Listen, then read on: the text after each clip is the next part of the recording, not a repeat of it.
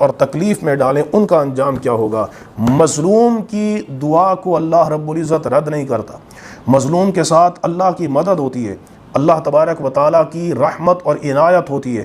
نبی کریم علیہ السلام کا ارشاد گرامی ہے جس کو امام ترمذی نے سند صحیح کے ساتھ روایت کیا اور امام بخاری نے الادب المفرد میں سند صحیح کے ساتھ روایت کیا، فرمایا ثلاث دعوات مستجابات، 3 دعائیں مستجاب ہیں، لا شک فیہن، جن کی استجابت اور قبولیت میں کوئی شک نہیں ہے۔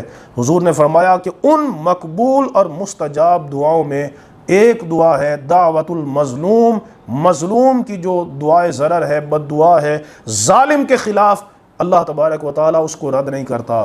تو حکمرانوں کو چاہیے کہ وہ ظلم نہ کریں کہ رعایا ظالموں کو بد دعائیں دے اور اللہ تبارک و تعالیٰ کی پکڑ حلال ہو جائے، ان کو چاہیے کہ وہ ان کے ساتھ اچھا سلوک کریں۔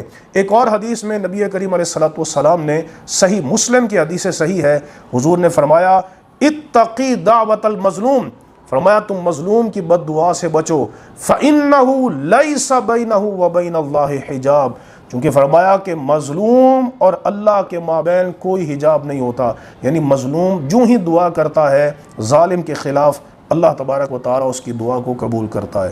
یہ کتنی بڑی بات ہے کہ مظلوم کے ساتھ اللہ کی مدد شامل حال ہو جاتی ہے۔ اللہ تبارک و تعالیٰ ہمارے ملک پاکستان کو ہر قسم کے فتنہ، فساد اور ظلم اور شر سے محفوظ فرمائے اور ظالم حکمرانوں کے شر سے محفوظ فرمائے۔ وآخر دعوانا ان الحمد للہ رب العالمین۔